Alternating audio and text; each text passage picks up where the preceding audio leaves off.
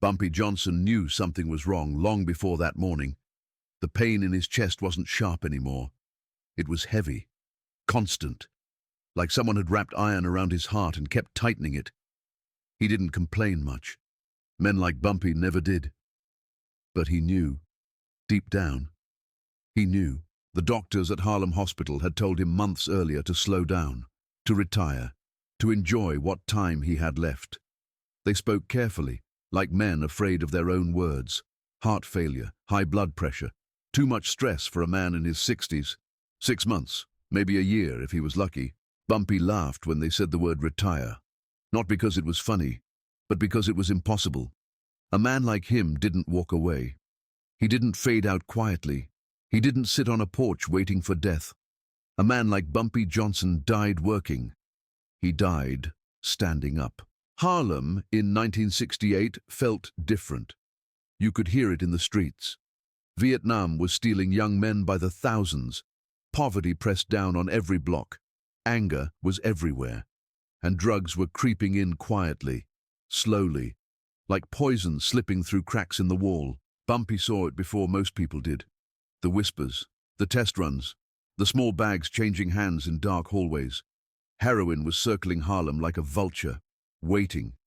And Bumpy Johnson had spent 30 years making sure it stayed out. He ran gambling, he ran numbers, he made deals, he broke rules when he had to, but there was one line he never crossed, one rule that never bent. No heroin in Harlem. Not in his neighborhood, not in his streets. No heroin in Harlem, not while I'm breathing. And that was the problem. In 1968, Bumpy Johnson wasn't breathing so well anymore. To outsiders, Bumpy Johnson was just another gangster, a numbers man, a racketeer with a reputation. But Harlem knew the truth. Bumpy wasn't just running a business. He was holding a line.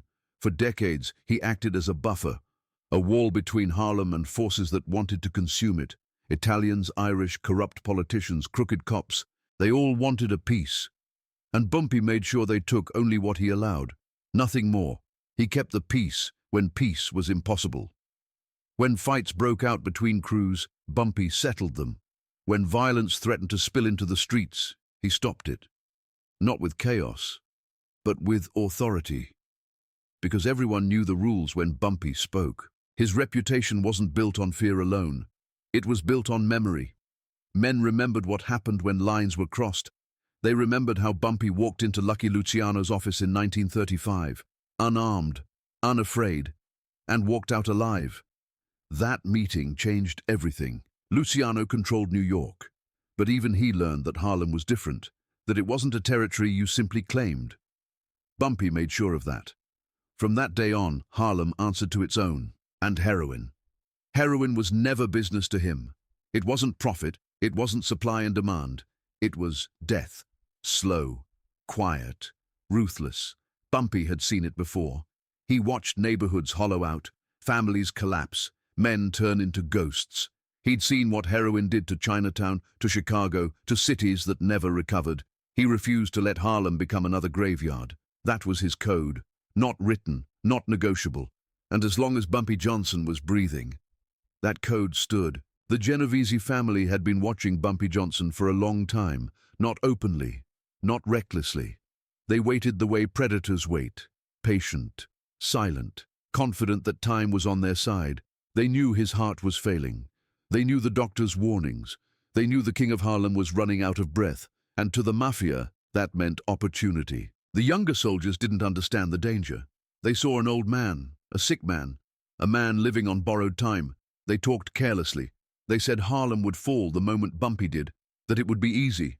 Another market, another profit stream. But the older bosses knew better. They remembered the stories. They remembered Lucky Luciano. They remembered how men disappeared when they crossed Bumpy Johnson. Even sick, even dying. He was still dangerous. That's why they didn't send killers. Not yet. Killing Bumpy would light Harlem on fire. It would bring war, blood in the streets, and attention nobody wanted, so they chose another weapon. Money, a briefcase, black leather, heavy, filled with promises and silence. $100,000 in cash, clean, quiet, untouchable. Just the beginning. The plan was simple. Appeal to his business sense. Secure his blessing. Let the old man die peacefully and move in after. They believed money could solve a dying man. They were about to learn how wrong they were.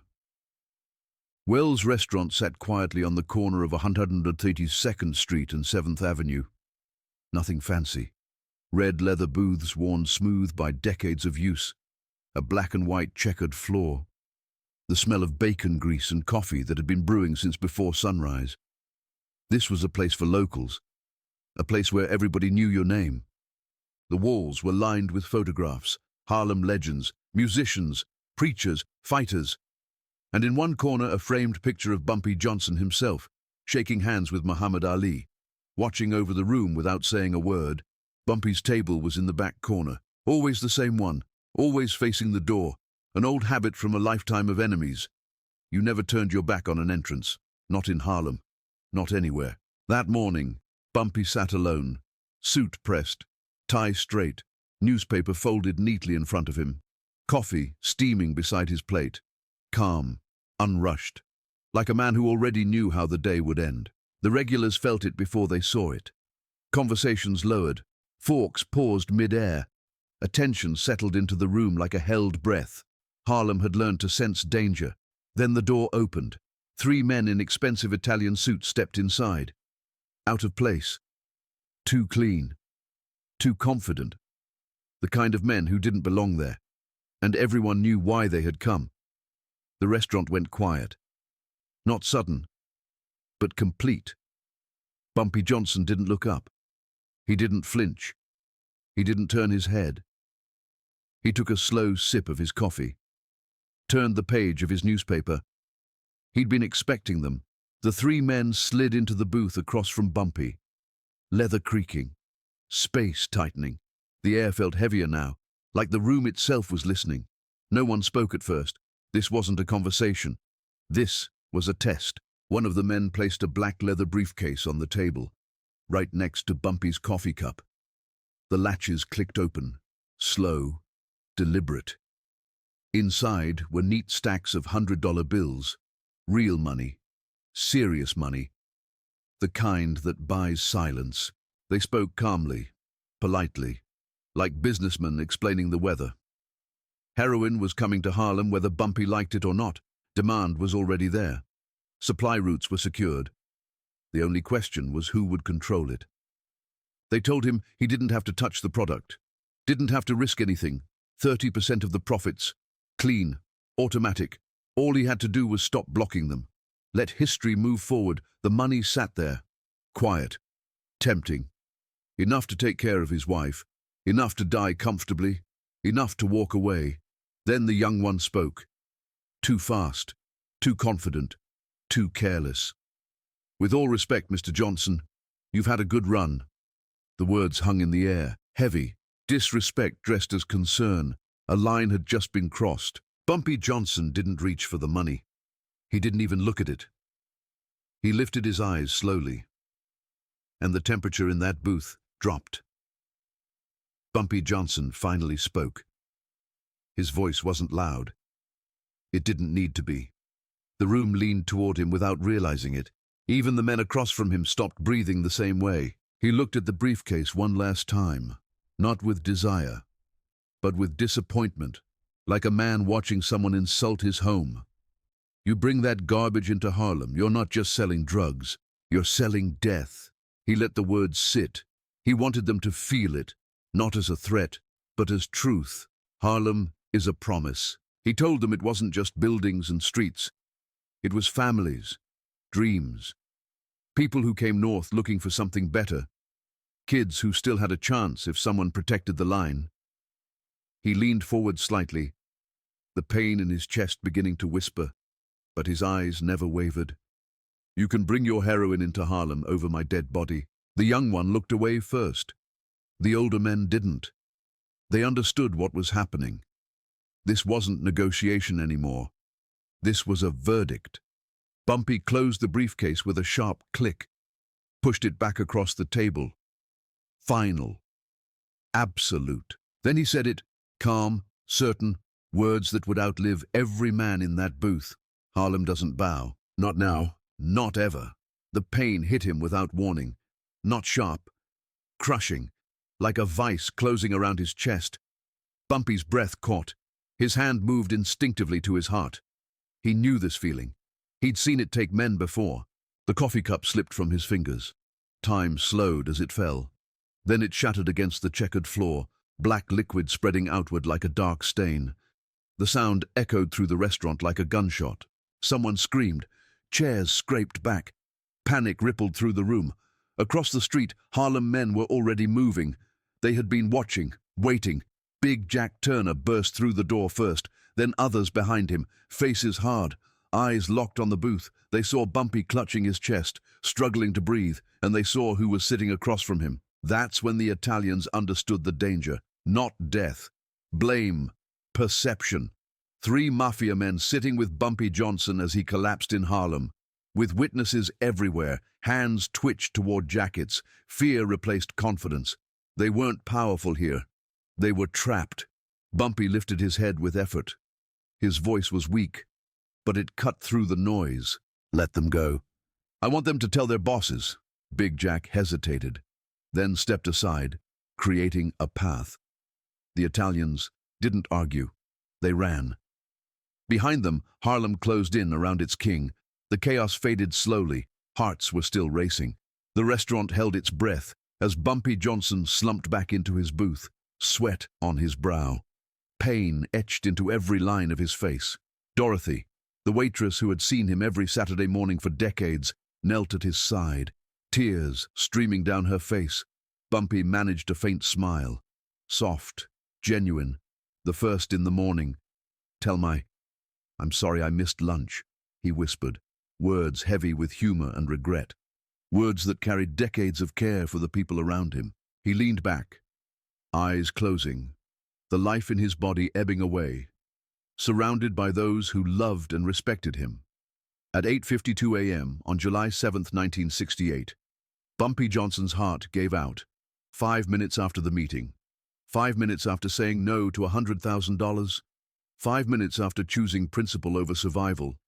He died sitting in his booth at Wells Restaurant, the same place he had eaten breakfast for 20 years. Dying free, unbought, unbowed, Harlem had lost its king, but the king had not bowed. 5 days after Bumpy Johnson's death, Harlem gathered to say goodbye. Abyssinian Baptist Church overflowed with mourners. The line stretched for 6 blocks down 7th Avenue. People who had never met him, people who had only heard the stories, all came to honor the man who had kept their streets safe. Men and women, old and young, stood shoulder to shoulder, sharing memories, tears, prayers. Everyone knew this was more than a funeral. It was a declaration that Harlem remembered, that Harlem would not forget. The Italian mob, true to form, tried to move in after his death.